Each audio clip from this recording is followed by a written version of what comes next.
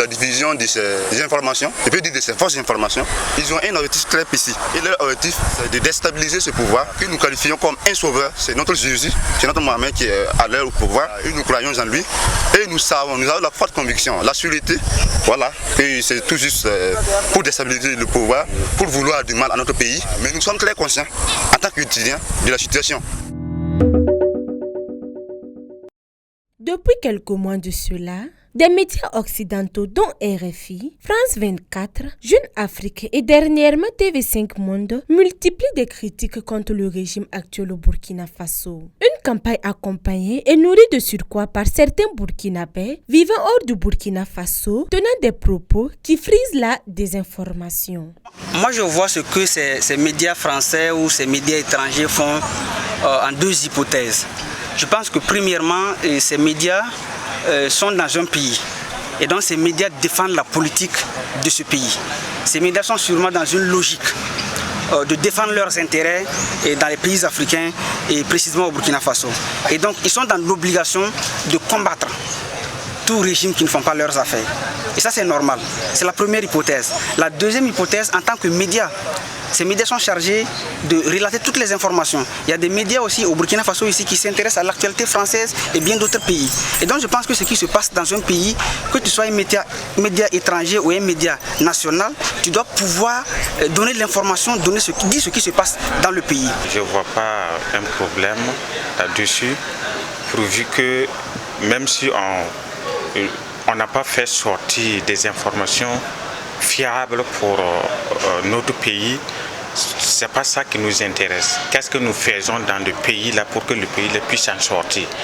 Même si on parle mal de notre pays, on imagine pour donner une information, c'est pas ça qui va nous sauver. Ce qui peut nous sauver, c'est de se battre pour s'en sortir. On a tous appris les différentes informations que les médias français diffusent dans ces 2 jours.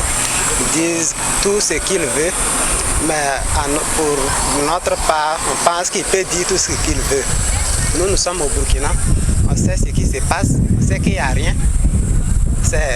Ils font tout pour démoraliser la population, mais en tant que vrai Burkinabé, on sait que tout ce qu'il dit c'est pour nous démoraliser. Bon, on s'en fout de ce qu'il dit, il peut dire tout ce qu'il veut. Donc nous on s'en fout de ça. On veut mettre fin à notre insécurité. Voilà, c'est pour sécuriser le pays. Nous on voit ce que le président fait. Ce que les ont dit là, nous on s'en fout de ça. Cependant, les citoyens exhortent le gouvernement burkinabé à intervenir publiquement pour refuter toutes ces fausses allégations contre le pays. Donc je pense que si les médias français donnent des fausses informations, naturellement ils devaient revenir au régime burkinabé, soit de démentir ces soi-disant fausses informations, ou soit de les confirmer. Et moi je pense que dans ce sens, si vous êtes dans une logique de ne pas démentir ces soi-disant fausses informations, c'est que vous donnez des suppositions et comment je vais dire ça, d'informations fondées. Parce que si vous restez dans le silence, s'il y a une information qui sort sur vous et que vous restez dans le silence, mais vos citoyens ne peuvent penser que ces informations sont vraies. Il faut sortir, il faut dire ce qui s'est réellement passé, il faut dire ce qui est là exactement dans le pays, ce qui se constate. À mon avis, je pense que le gouvernement devait quand même sortir, voilà, pour lever la voix et pour contredire à ces fausses informations. Mais ce qui me plaît en eux, c'est d'abord prendre le temps et examiner la situation avant de sortir, comme ce qu'ils font actuellement.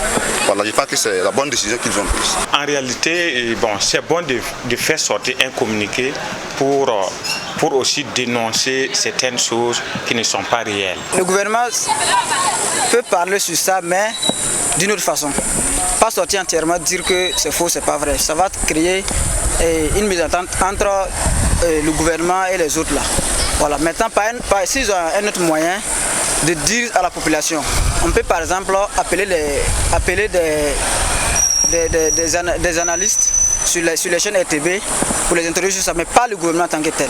Au vu de cette situation, le Conseil supérieur de la communication au Burkina Faso, en abrégé CSC, a suspendu plusieurs médias pour violation des lois nationales. La dernière en date est la suspension de la diffusion au Burkina Faso pour 6 mois de la chaîne de télévision TV5 Monde Afrique. Une suspension assortie du paiement d'une amende de 50 millions de francs CFA. Ce qui est reproché à la dite télévision, selon le communiqué du CSC, est le manquement à la loi constaté dans le contenu d'une édition du journal télévisé en date du 17 juin 2024 qui avait pour invité Newton Ahmed Bari, journaliste et ancien président de la CENI.